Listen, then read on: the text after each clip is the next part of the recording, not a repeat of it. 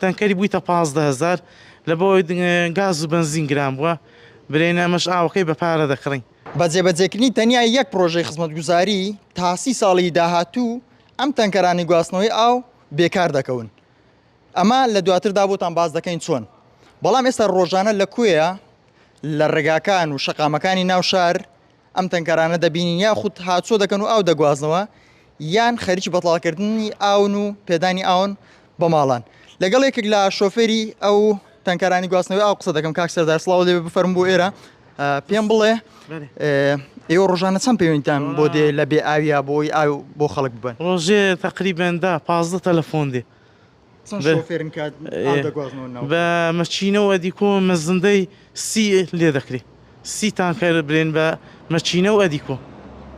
خەڵک دۆخی چۆنە لەگە بێ ئاوی چی دەڵێنە لای ئێوە؟ وەڵا کەمە برێن ئاو وەک پێویستبەری نادەنەوە ئاوی بیرەکانی شە لە کۆی برێن هەر ئاوی بیریە.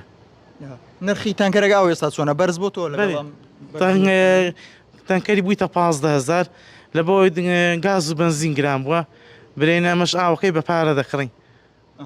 ئێوە لە بەیانیانەوە دەست بە گواستنەوەی ئاو دەکەن تا شەو تا ئێوارە تا بەرێ تا سعات 10 و 12 زۆر زۆرە تا 12 شەوێ ڕۆژە وارە ئەو ڕۆژە سەرێ ئاو بێ خەڵک بڵێ وەڵا ئەمڕۆ سەر ئاو بۆ بەڵام ئاوم بۆ ناتوەوە ئاومان بۆ بێنن زۆر جاروا ڕوویدا برێن ئاو کەم کابرا کە ئاوی هاتێ برێن وەچ پێویست نهاتیە برێ کە بەریان دایتەوە. لە چەند شوێنی کوێ ئاو هەیە ئاوە ئێوە ئەدەتوان ئاو بگوازنەوە؟ تقریبا 6 جێ دەبیتن بە تۆ بزاوەوە جگە لە کاری گواستنەوەی ئەو ڕەنگە کاری تریشتان هەبێت لەم کاتە ئەمە سەرقاڵی نەکردون وازدە کارەکەی ترتان بێنن بەس خەرج گواستنەوەی ئاو بن؟ بەرێ بەس ئێستا ئیشی ئاوێ برێن لەو فەسڵەی هاوینە بە زۆری ئیشی ئاوێ هەیە برێن وەکو پێویست ینی ئیشی ئاو گواستنەوەی زیاترە لە ئیشی دیکە لە بۆمە. هاوڵاتی هەیە بڵێ سەرم بۆ دانێ کەی سەرم بە بەردەکەی ئاوم بۆ بێنن؟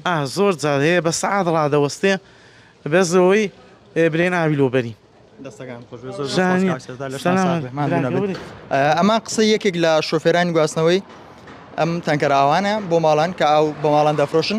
من لەگەڵ هۆگرکێفی بەڕێوەبەری ئاوی کوێ قسەم کرد ئەوتی لەم ماوەیەدا ڕوبەڕووی زۆرترین گرفتی تەکنیکی بوونێتەوە لە شوێنەکانی بەرەمێنان و پاڵاوتنی ئاوە بۆ ناو قەزای کوێیە. ئەمە ژوای کردووە ئاو پرۆژەکانی ئاو نەوەستن بەڵام فشاری ئاو بۆ گەیشتن بە ماڵەکان کەم بۆتەوە. ئەو ئاماژەی بۆ ئەوەش کرد پرۆژەی هێڵی دووەمی ئاوی بۆ گت بۆ کۆیە کە بڕیاری جێبەجێکردنی بۆ دەرچووە بەڵام هێشتا بناغەکەی دانەندراوە. ئەگەر ئەو پرۆژەیە جێبەجێ بکرێت تا 30 ساڵی داهاتوو قەزای کۆیە پێویستی بە ئاو نامێنێ و گرفتی ئاو لەو قەزایە بە تەواوەتی بنبڕ دەبێت.